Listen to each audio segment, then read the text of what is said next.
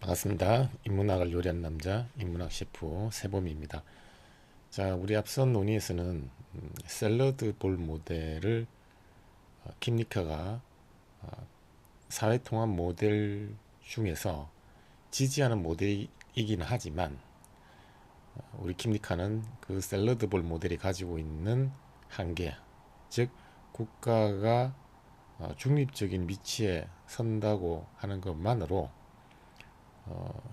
이주민의 문화, 비주류 문화가 온전히 그 고유성, 특수성을 확보할 수 있는 건 아니다. 그와 관련한 문제의식을 킴리카가 던지고 있었습니다. 자, 이 킴리카가 지닌 문제의식에 대해서 조금 더 우리 자세히 한번 살펴보도록 하겠습니다. 자, 여기 대해서 서인이가 각자의 고유한 문화를 존중해 주는데 왜 평등하지 않다는 거예요. 기존의 자유주의자들은 국가가 어떤 문화에도 치우치지 않고 중립을 지키면서 모두에게 똑같은 법을 적용하면 그게 평등이라고 했잖아요. 그러니 선생님께서 킴리카는 바로 그 지점을 날카롭게 비판합니다. 국가의 완벽한 중립은 환상이다라고요. 지우야, 우리나라의 공식 공휴일이나 학교에서 배우는 공식 언어는 철저히 누구의 문화에 맞춰져 있지? 그러니 지우가 당연히 인구의 다수를 차지하는 주류 집단의 언어와 휴일에 맞춰져 있죠. 아, 국가는 가만히 중립을 지키는 척하지만 이미 사회 시스템 자체가 주류 문화에게 절대적으로 유리하게 판이 짜여 있다는 거네요. 자, 국가가 중립을 지키는 것이 왜 이주민의 고유성, 특수성, 그들만이 가지고 있는 종교적 신념, 그들만이 가지고 있는 언어 이런 것들을 온전히 유지하는데 기여하지 않을 수 있는가? 자, 여기에 대해서 우리 킴리카는 주류 문화, 이미 그 사회에 정착하여 자리를 잡고 있는 사람들이 구성한 그 주류 문화는 이미 그 주류 문화에 살고 있는 사람들에게 유리하게 모든 패턴이 구성되어 있다는 거예요.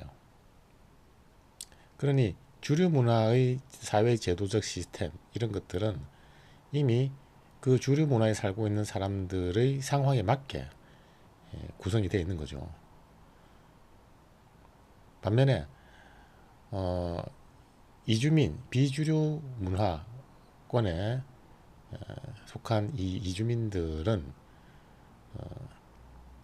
그들만의 고유성, 특수성이 있는데 이러한 것들이 주류 문화의 사회 제도적 시스템에 반영되어 있지 않다는 거예요.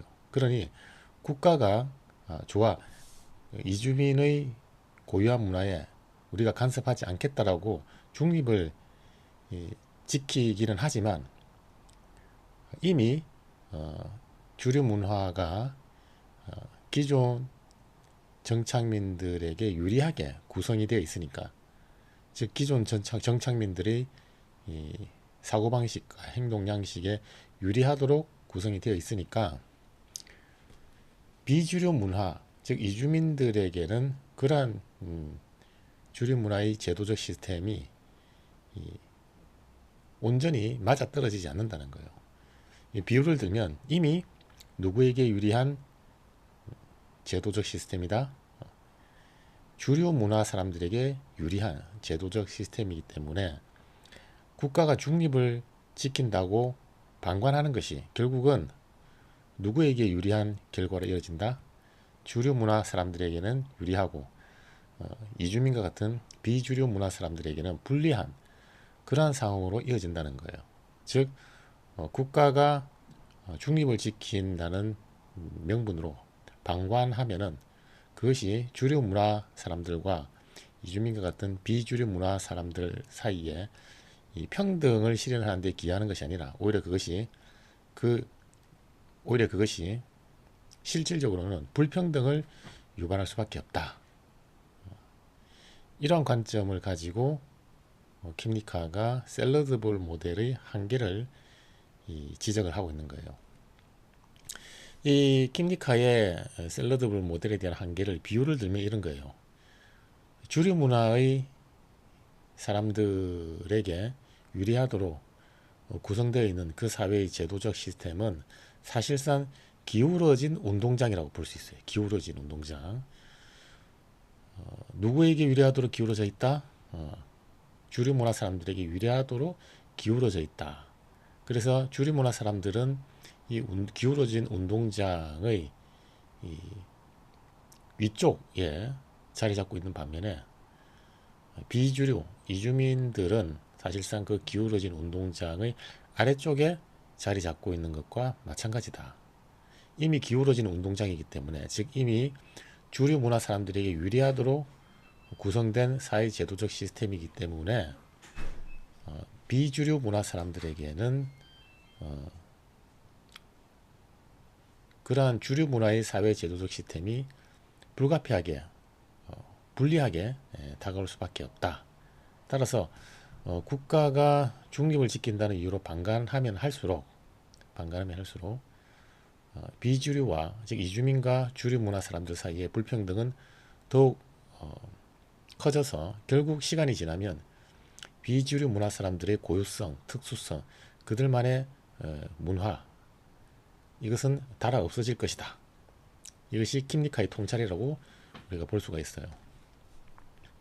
자, 예를 들어서 우리나라의 이 공휴일이나 공휴일 같은 경우에는 한국인의 생활 패턴, 이 한국인의 생활 패턴을 고려하여 우리나라의 공휴일이 구성이 되어 있죠. 자, 그런데 이주민의 공휴일은 우리나라의 공휴일과는 서로 다른 일정에 잡혀 있는 거예요. 즉 이주민들은 그들의 일정에, 그들의 패턴에, 생활 패턴에 맞게 이 구성된 공휴일에 자신들의 고유한 문화를 표현하는 공간인데, 우리나라로 이주해온 이주민들은 그들이 자신의 문화를 표현하던 공휴일과 다른 이 스케줄에 공휴일이, 공식적인 공휴일이 잡혀 있으니까 그들의 문화를 표현할 수 있는 공휴일을 확보하지 못하는 거죠. 그러니 시간이 지나면 지날수록 그러한 그들 고유의 문화를 표현할 수 있는 공휴일을 확보할 수 없으니, 시간이 지나면 지날수록 그들 고유의 문화를 표현하고 나누고 다음 세대에게 전달하는 그러한 이 과정이 점차 생략되어서 결국 시간이 지나면 그들 고유의 문화는 달아 없어질 것이다. 또 예를 들면 이주민이, 예를 들면 파키스탄에서 온 이주민이 파키스탄어를 사용한다고 합시다. 자, 그런데 학교의 모든 수업 과정은 이 파키스탄어가 아닌 한국어로 진행이 됩니다. 그러면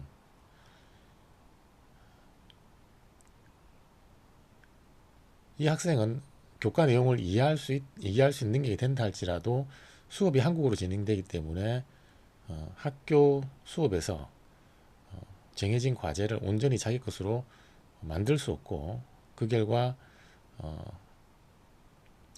자신의 진정한 능력을 드러낼 수도 없는 상황에 직면하는 거예요.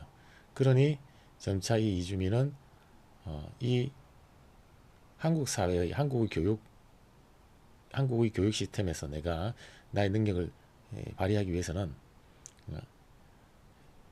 고유의 언어인 파키스탄 언어를 보류하고 한국어를 자신의 제2 외국어 내지는 거의 모국어화된 언어로 삼을 수밖에 없는 거예요.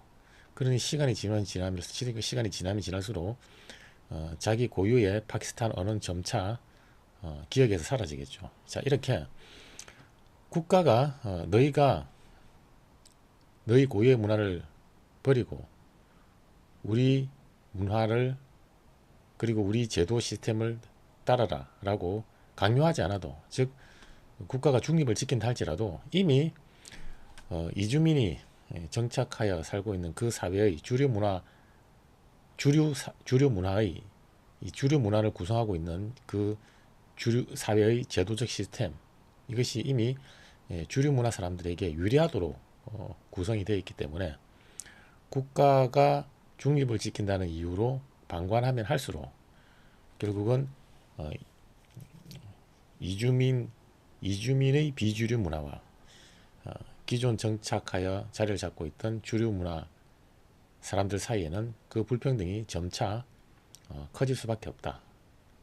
이 불평등이 점차 커지면 결국은 비주류 문화, 이주민의 문화는 시간이 지나면 지날수록 닳아서 없어질 수밖에 없다. 그러니 국가가 중립을 지킨다는 이유로 그저 방관하는 것은 결국은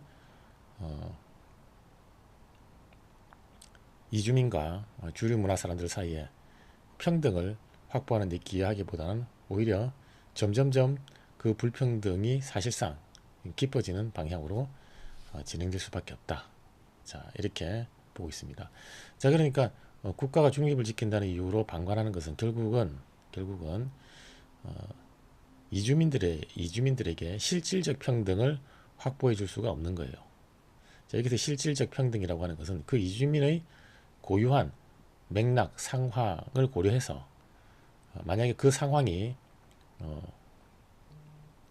그들에게 우리 주류 사회의 제도적 시스템에서 볼 때 그들이 가지고 있는 고유한 독특한 상황이 불리한 요인으로 작용한다면 그 불리한 요인을 보완하고 지원하는 것이 진정한 의미의 평등인데, 즉 실질적 평등인데, 국가가 중립을 지킨다는 이유로 방관을 하면 그 이주민의 고유한 맥락을 고려한 적극적 지원을 할 수 없게 되죠.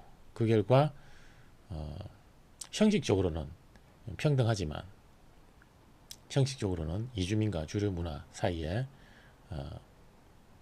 우리는 평등해 라고 하지만 실질적으로는 그 비주류 문화 사람들에게 불리한 제도적 시스템으로 인해서 불평등이 커질 수밖에 없다.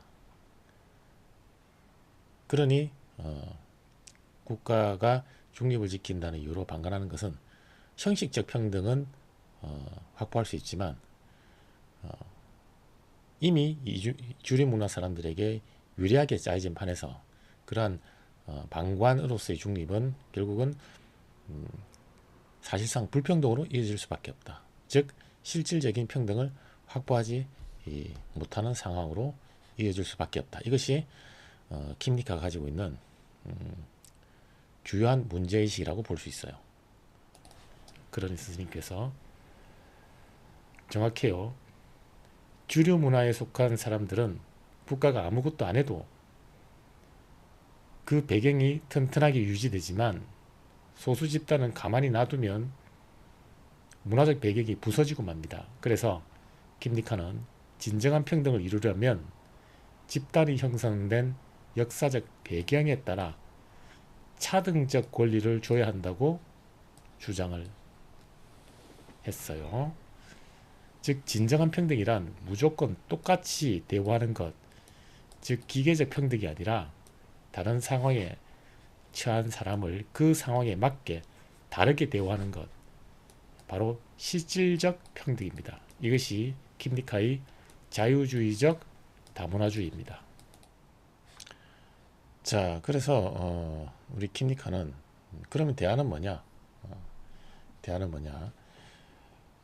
이미 주류 사회, 주류 문화를 가진 사람들에게 유리하도록 그 사회의 제도적 시스템이 구성되어 있으니까, 즉 이 말은 이주민의 독특한 맥락, 그들의 상황을 고려하지 않고 이미 사회 제도적 시스템이 구성되어 있으니까 주류 문화의 제도적 시스템은 그들에게 불리할 수밖에 없다. 그러면 어떻게 되느냐? 우리가 그들의 상황, 그들이 처한 독특한 상황을 고려하여 만약에 그 상황이 그들에게 우리 문화, 우리 주류 사회의 제도적 시스템에서 바라볼 때 그들이 가진 우리 주류 문화의 제도적 시스템을 그들에게 적용할 경우 그들이 가진 독특한 상황으로 인해서 불리하게 작용할 수밖에 없다면 그러한 그들이 가지고 있는 독특한 상황으로 인해서 불리하게 영향을 받는, 즉 불평등에 직면하는 그러한 측면을 우리가 보완을 해줘야 된다. 이것이 바로 킴리카가 지향하는 실질적 평등이다, 이렇게 볼 수가 있어요. 즉 국가가 아까 조금 전에 이야기한 것처럼 이미 주류 사회, 주류 문화의 사회의 제도적 시스템은 그 주류 문화 사람들에게 유리하도록 구성이 되어 있는 거예요. 그러니 국가가 중립을 지킨다는 이유로 반감하면 할수록 주류 문화와 비주류 문화, 즉 이주민 사이의 불평등은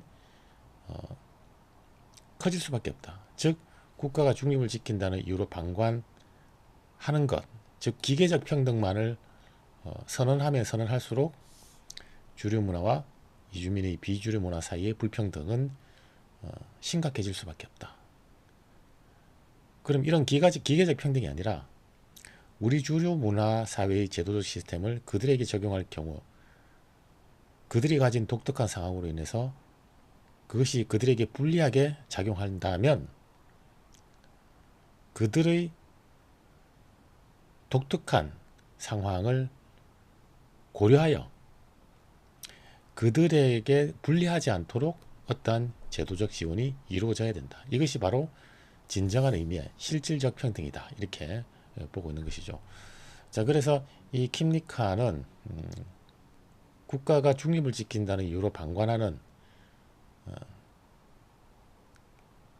기계적 평등을 지향하는 것이 아니라 주류 사회의 이 제도적 시스템으로 인해서 그들이 불리한 여건에 처하지 않도록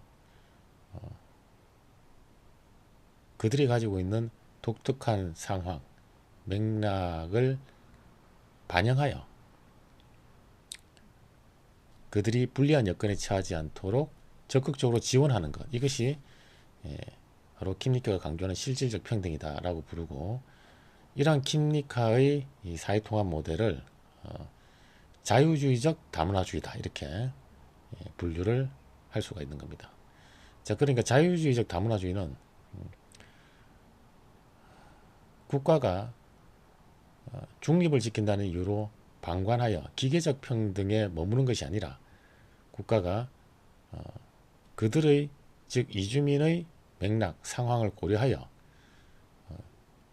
주류 사회의 제도적 시스템이 더 이상 그들에게 불리하지 않도록 어떠한 보완을 해주는, 보완을 하고 지원하는, 그렇게 해서 실질적인 불평등이 일어나지 않도록, 즉 실질적인 평등을 온전히 확보할 수 있도록 이주민과 주류문화 사이에 공존이 이루어져야 된다, 이런 관점이죠. 이것을 킴리카의 자유주의적 다문화주의다, 이렇게 볼 수가 있습니다. 자, 그러니 도연이가 집단마다 권리를 다르게 준다고요? 어떻게 나누는데요? 선생님이 원래부터 그 땅에 살다가 정복당한 소수민족에게는 스스로 통치할 수 있는 강력한 자치권을 주고 자발적으로 건너온 이민자 집단에게는 주류 사회에 평등하게 참여하면서도 자기 문화를 지킬 수 있는 다민족 권리를 보장해야 한다고 했죠. 자, 그래서 우리 킴리카는 우리와 다른 비주류 문화권의 사람들이 가지고 있는 어떠한 독특한 상황, 맥락, 이런 것들을 고려하여 주류 사회의 제도적 시스템이 그러한 독특한 그들의 상황을 온전히 반영하지 못해서 주류 사회의 제도 시스템을 그대로 그들에게 적용한다면 그들이 불가피하게 불평등한 상황에 놓일 수밖에 없다면, 즉 그래서 그들의 고유성, 특수성을 달아 없어지게 할 수밖에 없다면 우리는 주류 사회의 제도적 시스템을 그들에게 그대로 적용하여 강요할 것이 아니라 그들의 상황에 맞는 새로운 제도적 시스템을 마련해 주어야 된다.